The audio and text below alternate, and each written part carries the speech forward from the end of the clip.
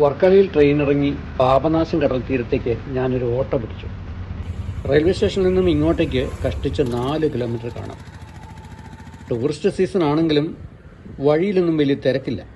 കുറച്ചു നാൾ മുമ്പ് പാരാഗ്ലൈഡിംഗ് നടത്തിക്കൊണ്ടിരുന്ന ഒരു യുവാവും യുവതിയും ഈ ഹൈമാസ്റ്റിൽ കുടുങ്ങിയ കാര്യം പത്രത്തിൽ വായിച്ചത് ഞാൻ ഓർത്തു. ഇത് വർക്കല ബീച്ചാണ്, വളരെ വിശാലമായ ബീച്ചാണ്. അമാവാസി നാളിൽ കർക്കിടവാവിന് ഇവിടെ ജനസമുദ്രമായിരിക്കും. അതൊഴിച്ച് ബാക്കി എല്ലാ ദിവസവും വളരെ ശാന്തമായ കടലാണ്.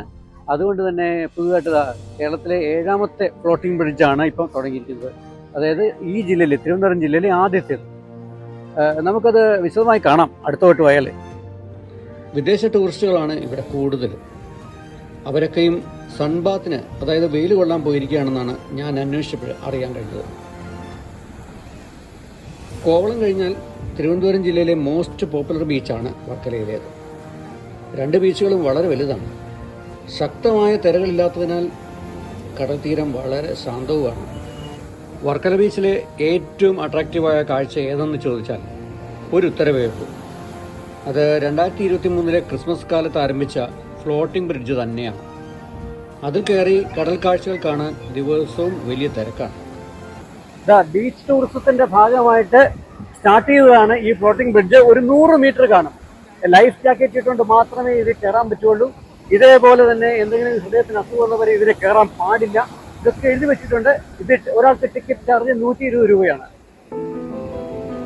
100 മീറ്റർ നീളവും 3 മീറ്റർ വീതിയും ഉണ്ട് ഇതിന്. ഓഫ് സീസണിൽ അഴിച്ചു മാറ്റാവുന്ന തരത്തിലാണ് കൺസ്ട്രക്ഷൻ. തിരമാലയിൽപ്പെട്ട് പൊട്ടിപ്പോകുന്ന പേടിയൊന്നും വേണ്ട. ലൈഫ് ജാക്കറ്റ് ഇട്ട് ആരെയും ഇതിലേക്ക് പ്രവേശിപ്പിക്കുകയുള്ളൂ. ഗർഭിണികളോ ഹൃദയ സംബന്ധമായ അസുഖങ്ങളുള്ളവരോ ലഹരി ഉപയോഗിക്കുന്നവരോ ഇതിൽ കയറാതിരിക്കുന്നതാണ് നല്ലത്.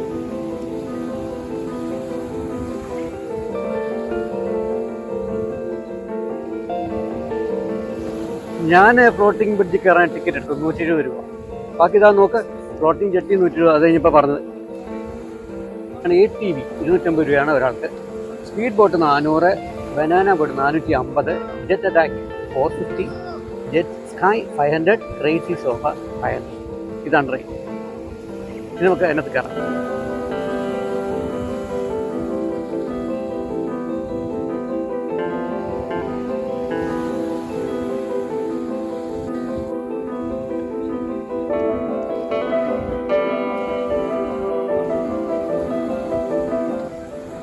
ഞാനിത് കയറാൻ പോവാണ്. ലൈഫ് ജാക്കറ്റ് ഇടണം. ഓക്കെ, ഒരു ട്രയൽ നടത്താം. എങ്ങനെ ഉണ്ടാവും നമുക്ക് നോക്കാം. ഉഷാറായില്ലേ?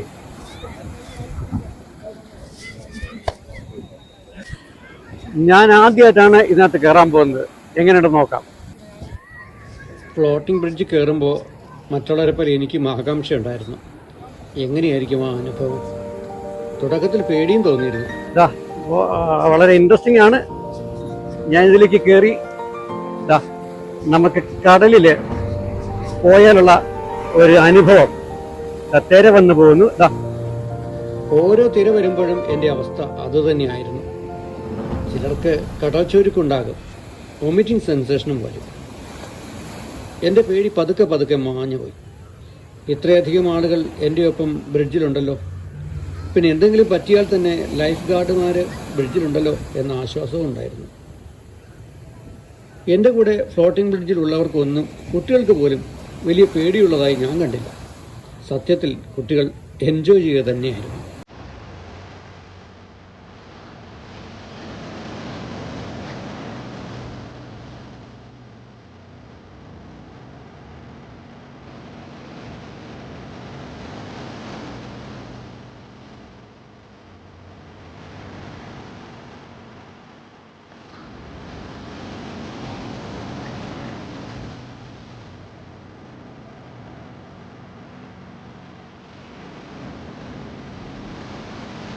കടലിൻ്റെ നടുക്കെത്തിയ ഒരു പ്രതീതി.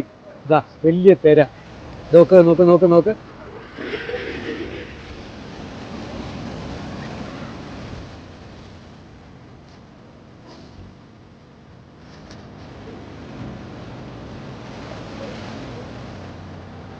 ഒരാൾ യുവാവാണെന്ന് തോന്നുന്നു, പാരാഗ്ലൈഡിംഗ് നടത്തുന്നുണ്ട്. അത് എത്ര മീറ്റർ പൊക്കത്തിലാണെന്ന് നോക്കിക്കേ. അദ്ദേഹത്തിന് അവിടെ നിന്ന് താഴേക്ക് നോക്കിയാൽ കാണുന്ന കാഴ്ച എന്ത് മനോഹരമായിരിക്കും അല്ലേ. ഞാൻ കുറേ നേരം അങ്ങനെ തന്നെ നോക്കി നിന്നത്.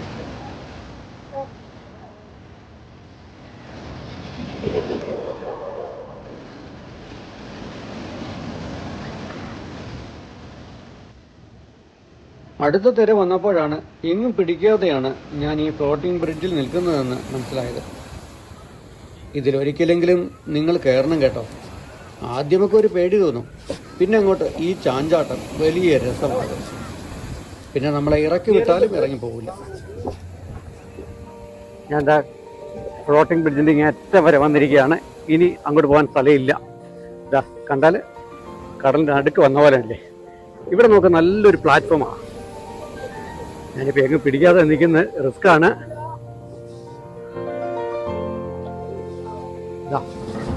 നോക്ക്,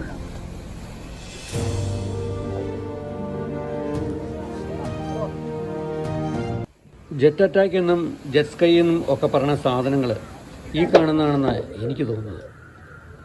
ആളുകളൊക്കെ വല്ല വിധേയമാണ് ആ കൊച്ചു ബോട്ടിലേക്ക് പിടിച്ച് കയറുന്നത്. തിരമാലകൾ ഒന്നിനും സമ്മതിക്കില്ല. നല്ല കാറ്റുമുണ്ട്.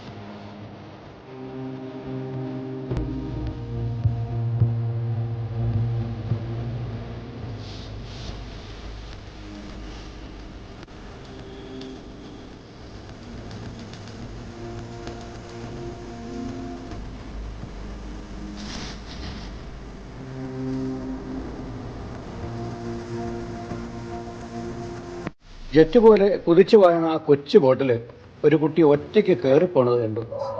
അതിൻ്റെ ധൈര്യം അമ്പോ ഞാൻ സമ്മതിച്ചിരിക്കുന്നു.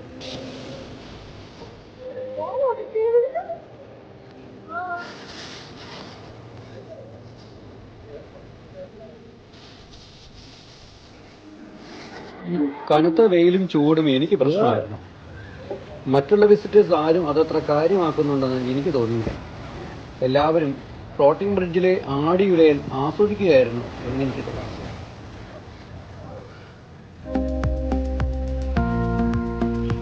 എന്തായാലും ഈ ചൂട് സഹിച്ചുകൊണ്ട് എനിക്ക് നിൽക്കാനാവില്ല. ഞാൻ തിരിച്ചു നടന്നു. 100 മീറ്റർ ഉണ്ടെങ്കിലും 100 കിലോമീറ്റർ ഉള്ളതുപോലെ എനിക്ക് തോന്നി.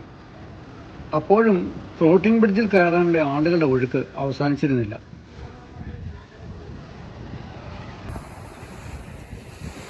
ഇത് ATV എന്ന് പറയുന്ന ഒരു വണ്ടിയാണ്. വളരെ ഇൻട്രസ്റ്റിംഗ് ആണ്. ഇത് ഈ മണലിക്കൂടെ ഓടും. ഇത് ശരിക്കും ഒരു റൗണ്ട് കറങ്ങി വരാനായിട്ട് 250 രൂപയാവും. ATV എന്നാൽ എനി ടെറൈൻ വെഹിക്കിൾ. അതായത് ഓഫ് റോഡിലോ ഡെസർട്ട് എന്ന് വെച്ചാൽ മരുഭൂമിയിലോ റോക്കി മൗണ്ടൻ പാറക്കൂട്ടങ്ങൾ നിറഞ്ഞ പർവ്വത നിരകളിലോ ഓടിക്കാവുന്ന വണ്ടികളാണിവ. അവയുടെ ടയറുകളും എഞ്ചിനുമൊക്കെ ഈ രീതിയിൽ ഡിസൈൻ ചെയ്തിട്ടുള്ളവയാണ്. ബീച്ചിൽ കൂടി ഒന്ന് ചുറ്റി വരാൻ 250 രൂപയാണ് ഒരാൾക്ക് ചാർജ്. നമുക്ക് തന്നെ ഓടിച്ചുകൊണ്ട് പോകാവുന്നതേ ഉള്ളൂ. അപകടമൊന്നും വരില്ല. വേണമെന്ന് വെച്ചാൽ ഇതിൻ്റെ ഡ്രൈവർ ഒപ്പം വരും. ഈ ബീച്ചിലെ വാട്ടർ സ്പോർട്സും അഡ്വഞ്ചർ സ്പോർട്സും ഡിസ്ട്രിക്ട് ടൂറിസം പ്രൊമോഷൻ കൗൺസിലും കേരള അഡ്വഞ്ചർ ടൂറിസം പ്രൊമോഷൻ സൊസൈറ്റിയും ചേർന്നാണ് നടത്തി വരുന്നത്. അവരെല്ലാവരും ഈ ഐറ്റംസിൻ്റെ എക്സ്പെർട്സാണ്.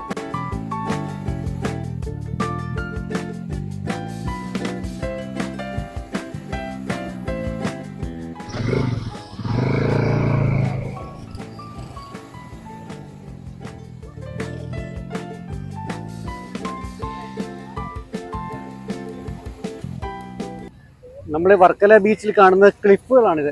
ശരിക്കും ചുവന്ന മണ്ണ്. അത് അപകടകാരികളാണ്. ഇതിങ്ങനെ ഇടിഞ്ഞു വീണുകൊണ്ടിരിക്കുക. അപ്പോൾ അതിലേക്കൂടെ മുകളിൽ ഹെലിപ്പാഡാണ്. ഒരുപാട് കടകളൊക്കെ ഉണ്ട്, റിസോർട്ടുകളുണ്ട്. അപ്പോൾ അവിടെ നിന്ന് ഈ ഫോറിനേഴ്സ്, വിസിറ്റേഴ്സ് ഒക്കെ ഇങ്ങനെ അതിലേക്കൂടെ ഇറങ്ങും. അതാണ് പലരും ഇങ്ങനെ വീണിട്ടുണ്ട്, മരിച്ചിട്ടുണ്ട്. വളരെ ശ്രദ്ധിക്കേണ്ട ഒരു സ്ഥലമാണ് ഈ ക്ലിഫുകൾ. വർക്കല പാപനാശം ബീച്ചിലെ 6.1 കിലോമീറ്റർ നീളത്തിലുള്ള ക്ലിഫുകൾ അഥവാ ചുവന്ന ലാറ്ററൈറ്റ് മണ്ണ് ലോകപ്രസിദ്ധമാണ്. 2014 ഇതിനെ ജിയോ ഹെറിറ്റേജ് സൈറ്റായി ജിയോളജിക്കൽ സർവേ ഓഫ് ഇന്ത്യ പ്രഖ്യാപിച്ചിട്ടുണ്ട്. വേലിയേറ്റ സമയത്ത് കടൽ കരയിലേക്ക് അടിച്ചു കയറി ഈ ചുവന്ന മണ്ണിൻ്റെ അടിഭാഗം ഇളക്കി മറിക്കും. അതിൻ്റെ ഫലമായി അടിമണ്ണ് ഇളകി മേൽമണ്ണും കല്ലും അടർന്നു വീഴുകയും ചെയ്യാറുണ്ട്. വർക്കല ഊറ്റെന്ന് കേട്ടിട്ടുണ്ടോ? ക്ലിഫുകളിൽ നിന്നും ധാതുലവണങ്ങൾ ചേർന്ന് വെള്ളം ഊറി വരും. അതിൽ കുളിക്കുവാമെന്ന കുറേ പേരെ ഞാനവിടെ കണ്ടു. വിദേശ ടൂറിസ്റ്റുകൾക്കായി ബീച്ചിൻ്റെ വടക്കേ അറ്റമാണ് നീക്കി വച്ചിട്ടുള്ളത്. അവിടെ സാമാന്യം തിരക്കുണ്ട്. അവരെല്ലാവരും തന്നെ സൺബാത്ത് ആസ്വദിക്കുന്ന സന്തോഷത്തിലാണ്. ബീച്ചിൽ നിന്ന് മുകളിലേക്ക് പോകുവാൻ 1-2 സ്ഥലത്ത് ഇപ്പോൾ സ്റ്റെപ്പ് ഇട്ടിട്ടുണ്ട്. അതിലൊന്നിൽ കൂടി ഞാനും മുകളിലേക്ക് കയറി. ക്ലിഫിന് മുകളിൽ നിറയെ കടകളും റെസ്റ്റോറൻറ്റുകളും യോഗ സെൻ്ററുകളും ബ്യൂട്ടി ഷോപ്പുകളുമുണ്ട്. ചിലതൊക്കെ ക്ലിഫിൻ്റെ വിളിമ്പിൽ, അതായത് അറ്റത്താണ് നിൽക്കുന്നത്. അത് കണ്ടാൽ ആർക്കും പേടി തോന്നും. 5-6 വർഷം മുമ്പ് ഞാനിവിടെ വരുമ്പോൾ ഇത്രയധികം ഷോപ്പുകൾ ഇവിടെ ഉണ്ടായിരുന്നില്ലെന്ന് ഓർക്കുന്നു. വർക്കല ഒരുപാട് മാറിപ്പോയി.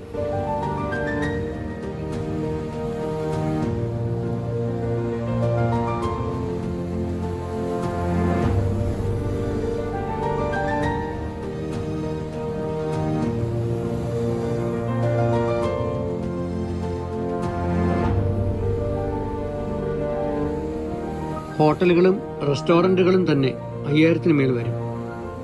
ഒരിടത്ത് മിയാമി, ഫിജി, ഹവായ് എന്നിവിടങ്ങളിലേക്കുള്ള കിലോമീറ്ററുകൾ സൂചിപ്പിക്കുന്ന ബോർഡുകൾ. വർക്കല ബീച്ചിനും ക്ലിഫിനും മുകളിലുള്ള ഹെലിപ്പാഡ് നിറയെ വാഹനങ്ങളും കടകളും സ്ഥാനം പിടിച്ചിരിക്കുന്നു. നേരം ഉച്ച കഴിഞ്ഞു. ഇനി എന്തെങ്കിലും കഴിക്കണം. തൊട്ടടുത്ത് കണ്ട നാടൻ കടയിൽ കയറി.